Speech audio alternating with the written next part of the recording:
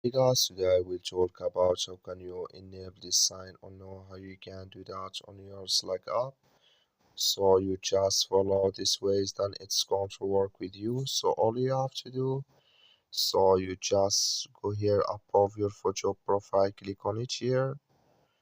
So then it's going to take you to this list. It's going to show for you like this here. Then all you have to do now, just click here on preferences. You just click on it. Then it's going to take you to next here. It's going to show for you like this. Then you go down, you come here to display chip-in indicators, click in this sign here. So that like you see this color show for us, that's mean here display chip-in indicators enable with us now.